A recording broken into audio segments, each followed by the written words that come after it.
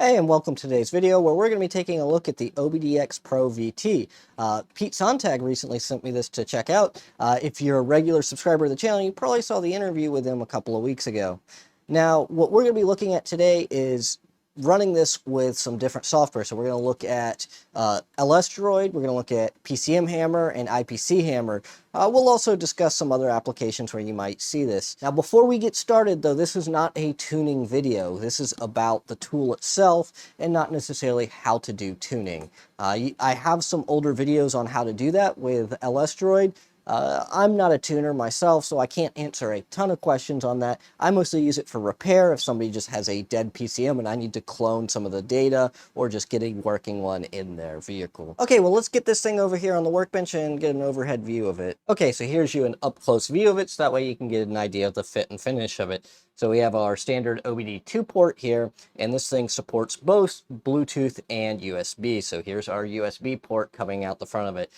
You don't have to use that. You can just connect with Bluetooth, especially if you're just going to use the cell phone with the LS Droid Legacy app. It has the USB port on here, so that way if you're using like a desktop computer that doesn't have Bluetooth, you don't have to buy a Bluetooth dongle.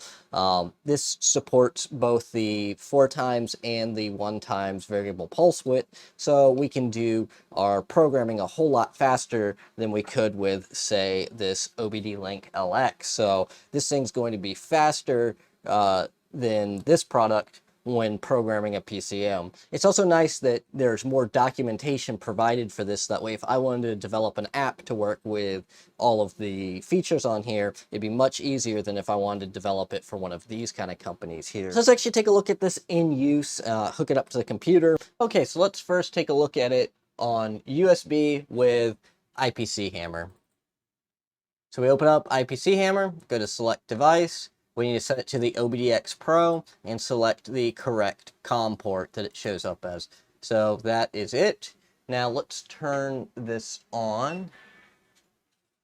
And let's go ahead and do test instrument cluster. So we can see that we have good communication with it because it's able to test the instrument cluster.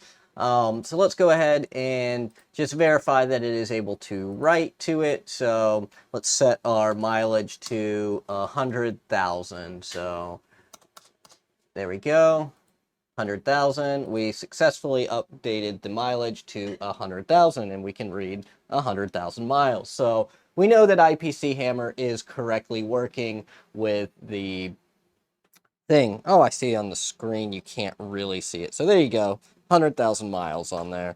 Before it was like 58 or something like that. Okay, so now let's take a look at it on Bluetooth. So let me go ahead and put my Bluetooth dongle on the computer. And we're going to unplug this. Okay, so for setting up for Bluetooth, what I found to work best, you go into your Bluetooth and other devices and then go to more Bluetooth options here and then COM port and set it up. So you just click add.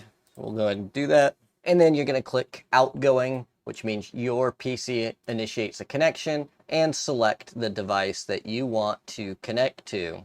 So once you do that, you'll have a serial over Bluetooth connection that you can connect to on IPC Hammer. I found if you just pair to it normally, Windows 10 tries to connect to it, which then ties up that COM port and you're not able to do it. So you'll go to select device, and then again, you'll be the OBDX Pro, and then you're going to want to select whichever COM port you set up, and then just click OK, and that will initialize the device. So now it's ready to use.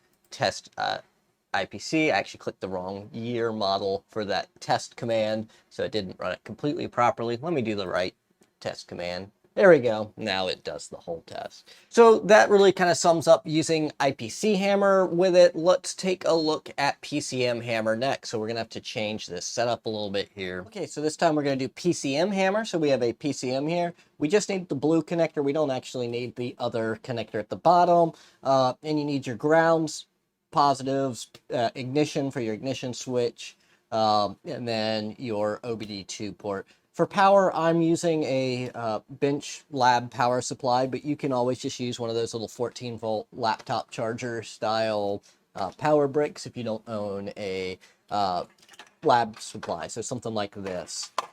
So let's go ahead and turn that on. Now we have power to it. Our ignition switch is already on. And let's open up PCM Hammer.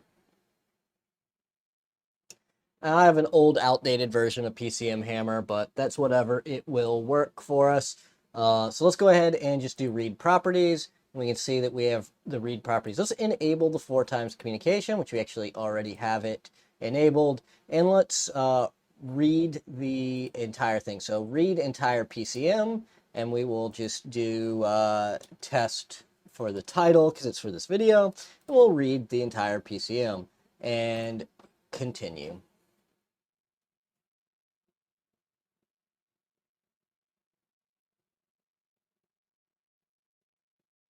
Now this is going to take some time to do, so I'm going to fast forward it from here on out.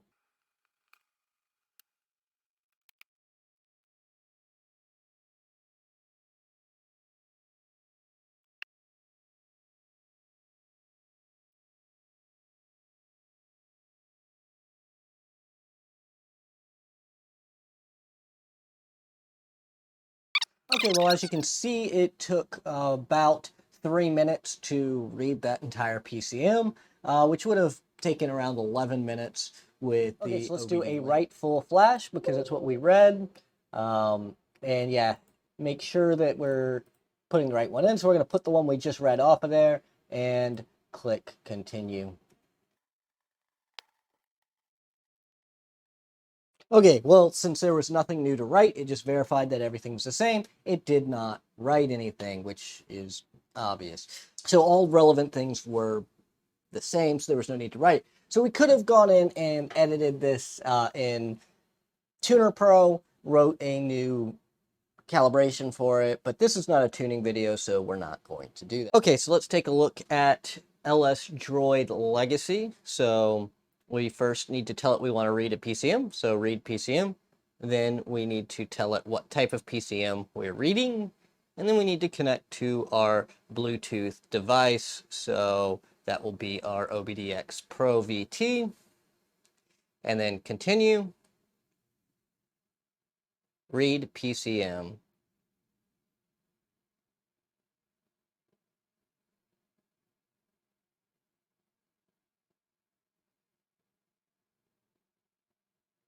And this should take about 4 minutes to run. Okay, and now it's done. I did walk away, so it's been a bit of time. All right, let's just go ahead and save this as test, and 1, and save. There we go. We've now saved it. It also mentions here that there is a temporary storage, just in case that was corrupted. So that is all there is to reading it. If you wanted to write the PCM, you can just go back through. Well, I told it to read it again. Let's close LS Droid.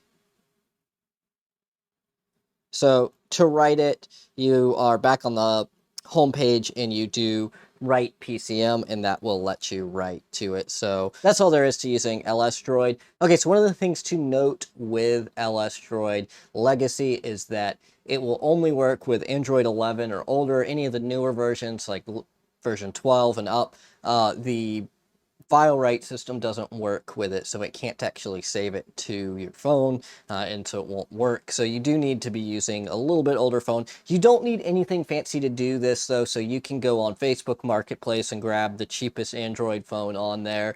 So you'd probably be out like 20 bucks, and you'd be able to start reading it. Your Fire tablet should also be able to do it. If you don't want to use a cell phone, though, you can always use PCM Hammer or LS Droid for Windows. The LS Droid for Windows does flag as a virus. Pete guarantees it's not a virus, but you just take that how you will. You can use either one, PCM Hammer or LS Droid for Windows. So let's actually go look at some of the documentation now on this tool here, so that way we can get an idea of if you are a product developer and you might want to do something with this. Okay, so to find this documentation, you actually have to go to their website and get to the download section. Now, it's not just shown right up here. It'd be nice if there was just like a, hey, here's our downloads. But let's go to shop and then go to the product. So we have it. By the way, these things are only $75. So let's go to documentation, and it goes, okay, here's the link. So it's /downloads. And then we will go to developer's reference manual, and this is where we'll get our documentation. So I already actually had it pulled up there. So we really have two command sets as you go in here. We have the regular Elm command set, and then they have the DVI command set in here. So you have two APIs that you can really work with to program this thing. And we have documentation on the whole thing of how to talk to it with the Elm protocol, and how to use the DVI, which, let's see, here we go, the OBDX DVI protocol. So we have two different protocols that you're able to use with it, and it gives you examples of how to do it and some different commands being run through it.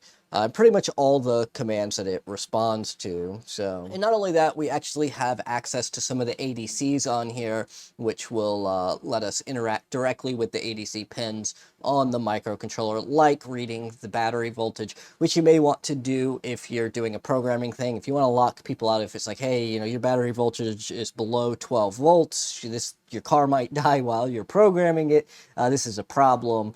You can't program it. That way people are less liable to say, hey, you bricked my car, you owe me a new car or something, if you're, you know, selling an actual app. This really gives you a lot of control over the actual device itself, and gives you really good documentation on how to be able to use it, and it even explains what, like, everything in the Elm documentation. So, like, what all these different commands do, because what they could have done is just been like, hey, this supports these Elm commands, and then you have to go look up what they are.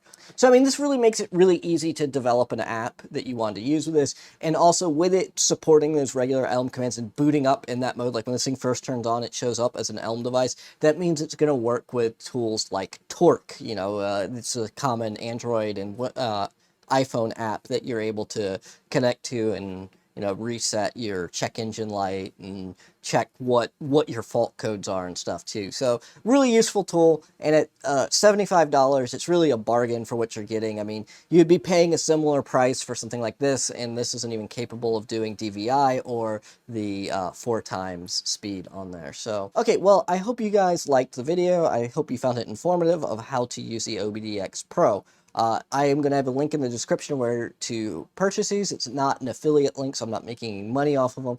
But full disclosure, Pete did send this to me free of charge, so it is technically sponsored content. However, I'm not actually getting paid for it. So I just wanted to be fully open and honest about where I got this. So I personally don't think that actually influenced my views on the product. However, I wanted to be upfront about it so that way you know, and you can make your decision based on that. So I hope you guys liked it, and I will see you guys in the next one.